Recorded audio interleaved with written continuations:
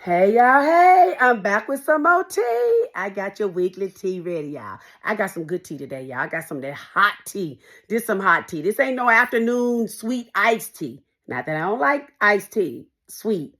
But this some hot sippy tea, okay? But let me get to it. So my girlfriend called me last night. I missed her call. I don't know why I missed it. But anyway, she called me this morning, okay? And this some early morning tea, y'all. So of course I can share. So let me tell you. So anyway, she was saying how she ran into this homeless guy, right? And she started having a conversation with him, which is a good thing if you are one of those people that like to go and help and give the conversation, help the homeless people. Have a conversation with them sometime. Their story can be really enlightening. Anyways, and as his was, right? So anyway, so he was just telling her that his family was really well to do.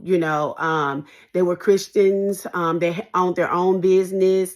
And it was just he always mentioned about his mom, dad, his brothers and stuff. And that, how things were, and how they worked hard at their family business, really, really hard. And so he was just saying that how when coming up, because of everything that they had, they just really honored their father. Not that they didn't honor their mama, but he always talked about how he honored his dad or whatever, and how he would like to just give him stuff and all the time. But he was telling her how it always seemed like his dad preferred his brother's gifts over his. Like they both would like to go bless their dad with stuff, and so his dad would always, tell him all the time, like, all I need for you to do is do right. That's it.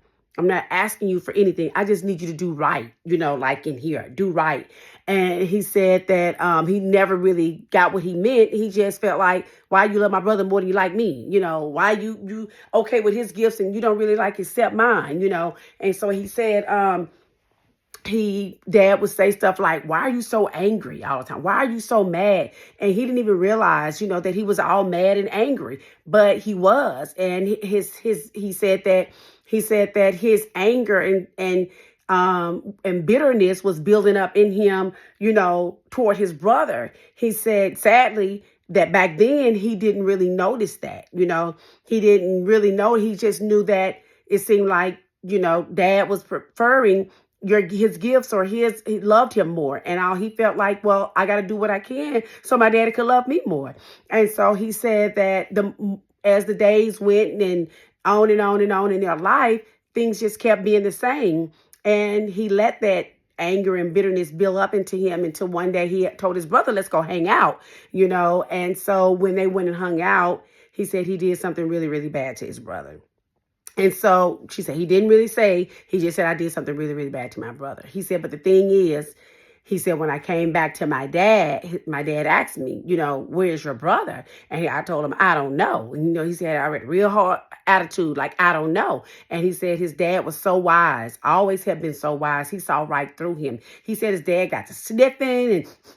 He was like, he said, the whole time, she was telling me the whole time he talked about the story, I'm saying dad, but he said father, my father, my father. He always, she noted that, he always used the word father instead of dad. Like we always say dad, he said my father this, my father that. And so he was just like, my father would start sniffing around me. And he was like, he was like he smelled blood. He said, what did you do? What did you do to your brother? And then he said, that's when he admitted to her. He said he killed his brother and he never went to jail for it. He said his dad kicked him out right then and told him he just get away from his house. He's going to be homeless. He couldn't live with him anymore. And he said that no matter what, he's been homeless ever since. And so he was really afraid that, he was going to get in the world and die because he had never been anywhere other than around his family. And his dad, blessed him. Even though he kicked him out, he blessed him and said nobody would hurt him, and he hadn't. And so y'all know who I'm talking about, don't you? Come here, y'all. Come here. Cain and Abel. Y'all know that, didn't he? Because let me tell you what he said. Cain and Abel, yes. Let me tell you what he said to his brother, his daddy, when he said, where's my brother? Y'all know what he said? Let's say it together. Come on, everybody. 1, 2, 3. Am I my brother's keeper? I left that out on purpose because I know if I'd have said that, y'all immediately would have known that I was talking about Cain and Abel. There might be a few of y'all out there that would have thought I was talking about New Jack City. No, I ain't talking about Wesley Snipes, them, New Jack City. I'm talking about Cain and Abel. Now get the full story, okay? Y'all go to Genesis 4 and get that full story. Read it all, okay?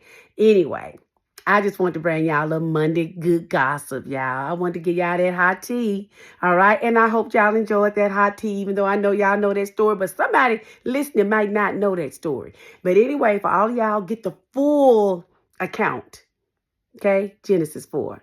And until next Monday, please come back for some more good gossip. Bye, y'all. Have a good day. Thanks for listening. Mwah.